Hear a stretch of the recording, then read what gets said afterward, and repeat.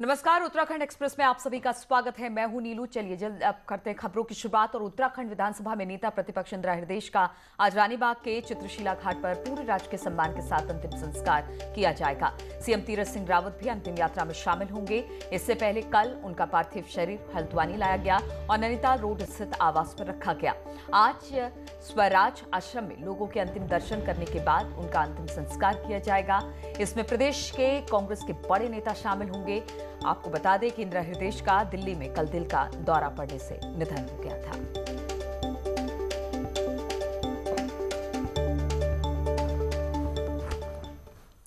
और इंदिरा हृदयेश का सियासी सफर 1974 में शुरू हुआ। इसके बाद से उन्होंने पीछे मुड़कर नहीं देखा और उत्तराखंड की सियासत में भी उनकी अच्छी पकड़ थी।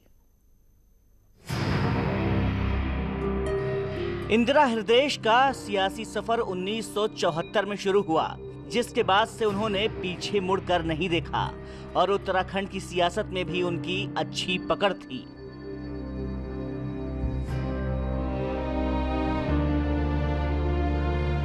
उन्नीस में पहली बार उत्तर प्रदेश विधान परिषद के लिए इंदिरा हृदयेश निर्वाचित हुई।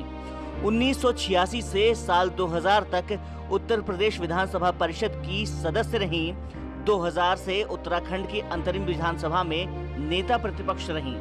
इसके साथ ही 2002 में हल्द्वानी से विधायक चुनी गईं और पहली कांग्रेस की कैबिनेट में मंत्री भी बनाई गईं। 2012 में इंदिरा हृदयेश कांग्रेस सरकार में कैबिनेट मंत्री बनी। साथ ही 2017 में विधानसभा में नेता प्रतिपक्ष की भूमिका भी अदा की। तो आज इंदिरा हृदयेश का जो अंतिम संस्कार है वो किया जाना है और इसमें बहुत सारे लोग वहां पर पहुंचेंगे। और इसी पर बातचीत करने के लिए शैलेंद्र नेगी इस वक्त हल्द्वानी से हमारे साथ जुड़ गए हैं। शैलेंद्र, आज कितने बजे अंतिम संस्कार होगा और कौन कौन लोग इस अंतिम संस्कार में शामिल होने वाले हैं?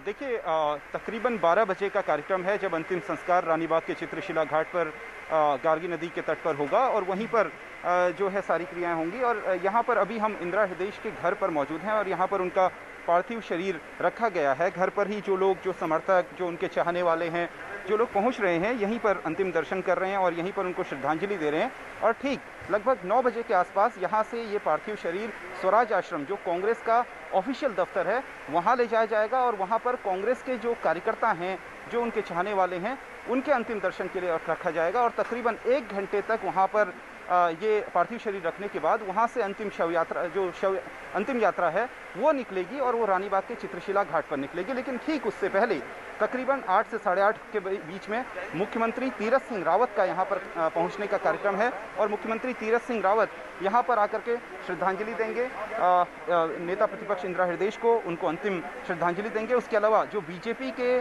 प्रदेश अध्यक्ष हैं वो भी यहाँ पर, मदन कौशिक, वो भी यहाँ पर उनको अंतिम श्रद्धांजलि देने के लिए आएंगे। और जो कांग्रेस के आला नेता हैं, चाहे हरीश रावत हों या फिर प्रीतम सिंह हों, सभी आला नेता इसमें शामिल होंगे, प्रभारी भी इसमें शामिल हो सकते हैं। तो ऐसे में जो पूरा का पूरा जो कार्यक्रम है वो पूछ लेते हैं हम। कांग्रेस के वरिष्ठ नेता हैं हमारे साथ हेमंत बग्रवाल जी। हेमंत भाई, क्या पूरा कार्यक्रम रहेगा? पूरा कार्यक्रम यह है कि अभी माननीय मुख्यमंत्री जी 8 और 8:30 के बीच में आपके आवास में आएंगे और इनके दर्शन करेंगे। उसके बाद हम ठीक 9 बजे और 9:15 बजे के बीच में यहाँ से निकल जाएंगे स्वराज आश्रम के लिए और वहाँ पर 9:30 बजे से 10:30 बजे तक जनता के दर्शन के लिए और जो हमारे पार्टी के कार्यकर्ता हैं उनके और पदाधिकारियों के दर्शन के लिए वहाँ रुकेंगे। उसके बाद ठीक 10:30 बजे वहाँ से हम ओके होटल होते हुए, नैनीताल होते हुए चित्रशिला घाट रानीबाग के लिए रवाना होंगे। ये बताइए हेमंत जी, कौन कौन सी यादें जुड़ी हुई हैं आपकी, क्योंकि आपका तो इंदिरा जी से बहुत गहरा नाता रहा। मेरा इनका संबंध 1974 से है, जब मैं हाई स्कूल में पढ़ता था। और जब मैं पहली बार कॉलेज का चुनाव लड़ा यहाँ MBPG कॉलेज का, तो इन्होंने मुझसे कहा कि बेटे तू बहुत आगे जाएगा। मैं इनको अपने माँ के समान समझता था। आज परिस्थितियाँ बहुत कुछ अनुकूल हैं और उत्तराखंड में जैसी नेता इंदिरा जी हैं, शायद ही ऐसी नेता कोई बन पाए। मतलब और भी कुछ कांग्रेस के कार्यकर्ता हैं, किस तरीके से आप इंदिरा जी को याद करते हैं? देखिए, हम माननीय मैडम साहब, हमारे पास कहने के लिए कुछ शब्द नहीं है। जिस तरह से माता जी ने पूरे उत्तराखंड को और पूरे नैनीताल जिले के बच्चे की तरफ संभाला था, आज हम लोग दिल की गहराइयों से माता जी को श्रद्धांजलि देना चाहेंगे। देखिए, आज इंदिरा हृदय का जो सफ़र है साल 1941 से शुरू होता है और साल 2021 में आके ख़त्म होता है, लेकिन इस सब के बीच इंदिरा जी की एक बेहद ख़ास बात ये रही कि वो भले ही कांग्रेस की नेता रहीं, लेकिन उन्होंने कभी भी पार्टी लाइन में रहकर काम नहीं किया। वो पक्ष में रही हों या विपक्ष में रही हों, लेकिन उन्होंने पार्टी लाइन को कभी महत्व नहीं दिया। चाहे उनके पास बीजेपी का कोई व्यक्ति आया हो या फिर क्षेत्रीय दलों का कोई नेता आया हो, इंदिरा हृदय लगातार उनकी समस्याओं का समाधान करती रहीं। और जिस तरीके से हम दिखा रहे हैं शैलेंद्र, हमने इंदिरा हृदय को देखा कि हमेशा एक बड़ी नेता और उत्तराखंड के महिला होने के नाते उन्होंने हमेशा उत्तराखंड की जो समस्याएं थी उसको उठाया, दलगत राजनीति से ऊपर उठकर खासतौर पे महिलाओं के लिए एक आवाज बनी। उनको उस तरह से बहुत याद किया जाता है क्योंकि बहुत लंबा राजनीतिक सफर रहा शैलेंद्र उनका। देखिए, बिल्कुल इंदिरा जी से जब भी मैं साल 2015 में मेरी पहली मुलाकात हुई और कई सारे किस्से वो सुनाती थी। एक बार वो गढ़वाल की यात्रा पर थी और वो मंत्री थी, तो उन्होंने बताया, खुद अपने मुंह से ये किस्सा सुनाया कि किस तरीके से गढ़वाल के एक पगडंडी से जब उनकी गाड़ी निकल रही थी सड़क से, तो एक पगडंडी से जब वो गुजर रही थी तो एक महिला के सर पर उन्होंने बहुत सारे बैग देखे, जबकि उस महिला का पति जो है बिल्कुल खाली हाथ चल रहा था। तो इंदिरा जी ने तुरंत अपनी फ्लीट को रुकवाया और उन्होंने उस पति को बुलाया। वो पति एकदम से डर गया कि किस तरीके से ये फ्लीट लगी हुई गाड़ी मेरे सामने रुक गई है। उसने कहा कि तुम क्या कोई राजा रजवाड़ा हो जो तुम्हारी पत्नी इतने सारे बोझ लेके चल रही है? क्या तुम्हारी पत्नी नौकरानी है? और ये इस डर से उसने तुरंत बैग उठा लिया। और इंदिरा जी बड़े हंस करके ये किस्से सुनाती थी। और उसके अलावा जो जनता के मुद्दे हैं, विशेष बात ये थी कि जो लोग भी उनके पास समस्या का समाधान के लिए आते थे, वो लाउड स्पीकर पर फ़ोन लगाती थी। वो कभी ये नहीं कहती थी कि आप फ़ोन चुपचाप से बात कर रही हैं, मैं बाद में बात करूंगी। वो तुरंत कहती थी कि फला डिपार्टमेंट के हेड को फ़ोन लगाया जाए।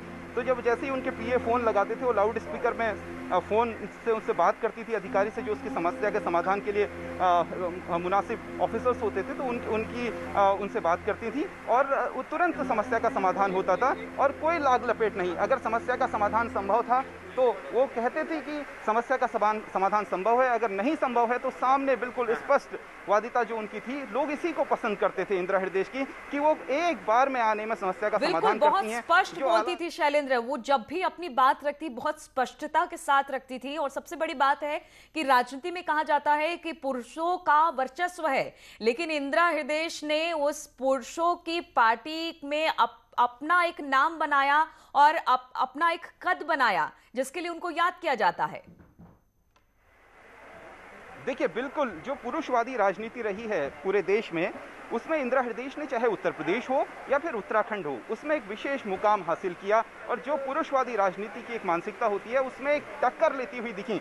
हरीश रावत लास्ट मोमेंट तक ये कहते रहे, इंदिरा हृदय कल चली गई हमारे बीच में, हरीश रावत ये कहते रहे कि एक किसी को नेतृत्व घोषित किया जाना चाहिए, किसी के नेतृत्व में साल 2022 का चुनाव होना चाहिए। लेकिन एकमात्र इंदिरा हृदय वो नेता थी जो लगातार कांग्रेस के भीतर ये कहती रही कि कांग्रेस की ये परंपरा नहीं है कि किसी के नाम पर चुनाव लड़ा जाए। ये इंदिरा हृदय की कुव्वत थी, ये उनका राजनीतिक अनुभव था। 50 साल से ज्यादा का राजनीतिक अनुभव, हम जब पैदा भी नहीं हुए थे उस दौर से वो राजनीति शुरू कर चुकी थी।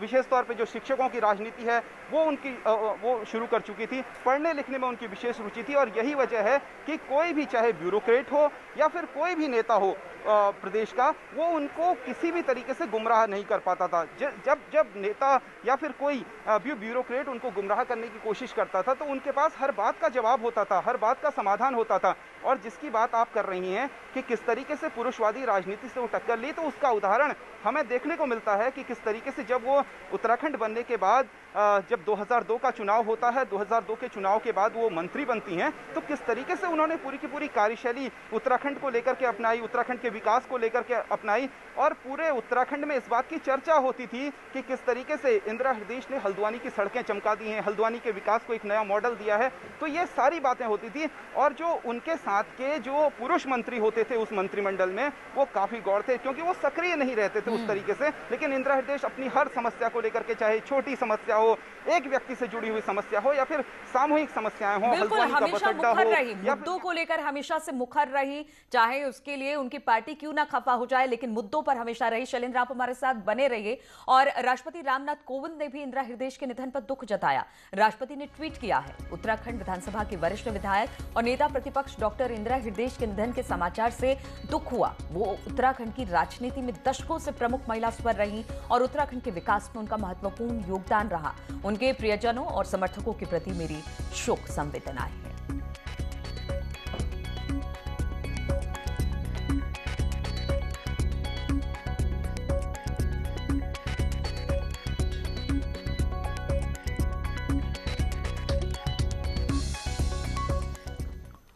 और इंदिरा हृदयेश के निधन पर कांग्रेस अध्यक्ष सोनिया गांधी ने भी दुख जताया है। सोनिया गांधी की तरफ से एक नोट जारी किया गया जिसमें सोनिया ने कहा कि इंदिरा हृदयेश ने अपनी आखिरी सांस तक कांग्रेस की सेवा की और अपने पीछे एक बड़ी विधायक, मंत्री और नेता प्रतिपक्ष की एक लेगेसी छोड़कर गई है। इन सबसे भी ऊपर वो जिंदगी भर एक समर्पित कांग्रेसी कार्यकर्ता रही। सोनिया ने आगे कहा कि वो अपने साथियों में अपने संसदीय ज्ञान के लिए प्रसिद्ध थी, साथ ही वो एक शानदार प्रशासक थी। कांग्रेस के लिए उनका योगदान हमेशा याद रखा जाएगा।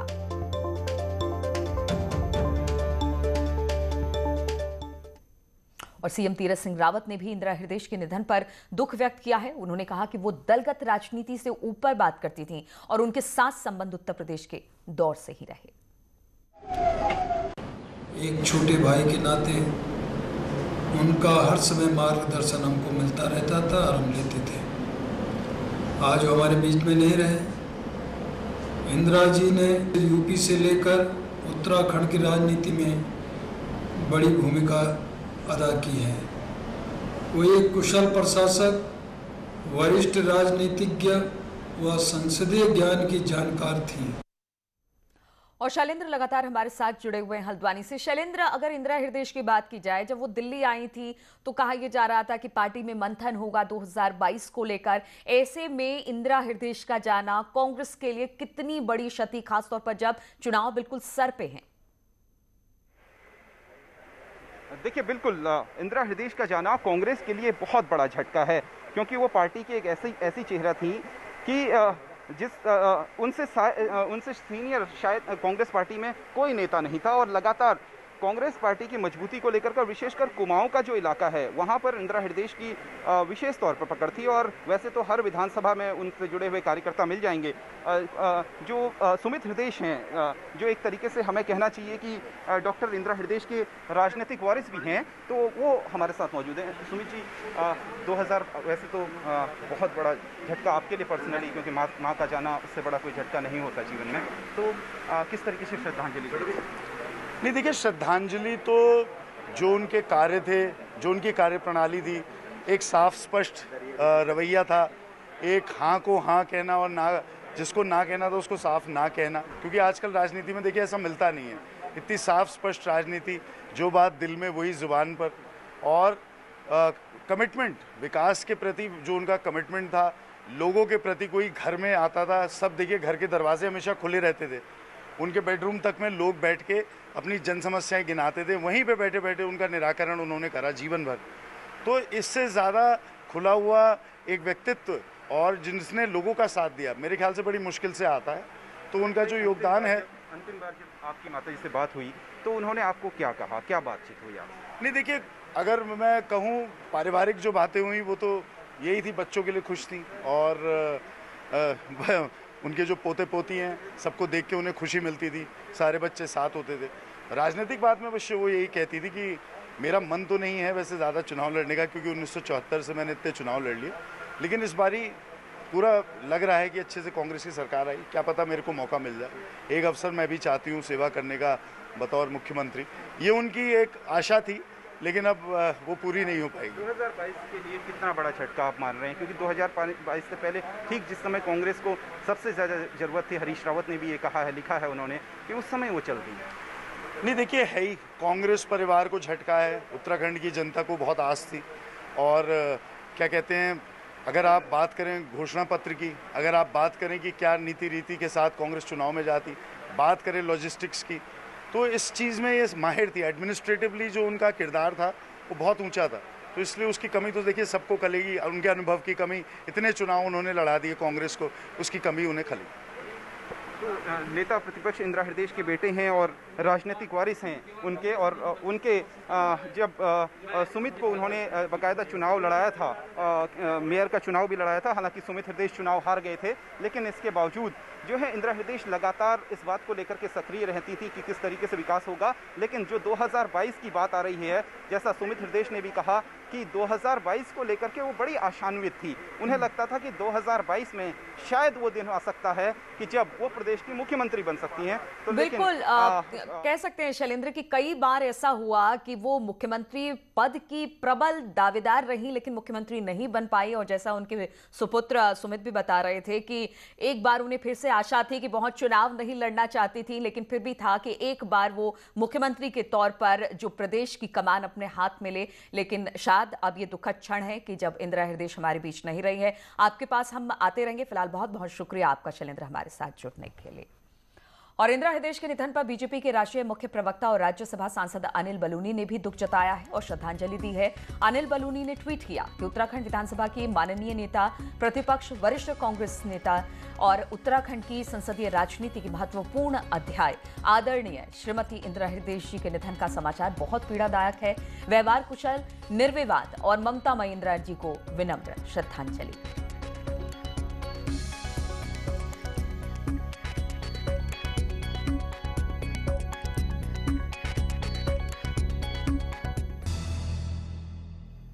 और आज सीएम तीरथ सिंह रावत दिल्ली के दौरे पर रहेंगे। यह हफ्ते भर में उनका दूसरा दिल्ली दौरा है। दिल्ली दौरे को लेकर सीएम ने कहा कि पहले दौरे के बाद मसूरी टनल के लिए 750 करोड़ तो बद्रीनाथ के विकास के लिए 250 करोड़ रुपए जारी किए। और अब इस बार भी वो राज्य के विकास के लिए कई प्रस्ताव लेकर दिल्ली जा रहे हैं। दिल्ली में 9 से 10 केंद्रीय मंत्रियों से मिलने का उनका कार्यक्रम है। इसके अलावा राष्ट्रपति और उपराष्ट्रपति से भी उनकी मुलाकात होगी।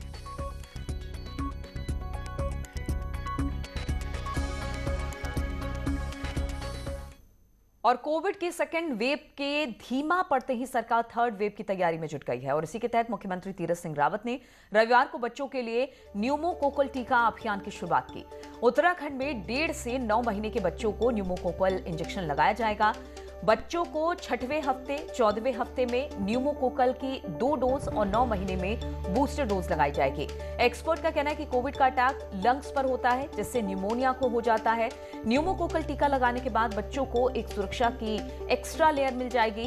हेल्थ डिपार्टमेंट के अनुसार उत्तराखंड में 9 महीने तक के करीब 1,80,000 बच्चे हैं। हालांकि देश के 5 राज्यों उत्तर प्रदेश, हिमाचल, राजस्थान, बिहार, एमपी में ये टीका पहले से लगाया जा रहा है। तो इन्हीं खबरों के साथ इस बुलेटिन में फिलहाल इतना ही। रुकेंगे छोटे से ब्रेक के लिए, लेकिन ब्रेक के बाद भी लगातार खबरों का सिलसिला जारी है।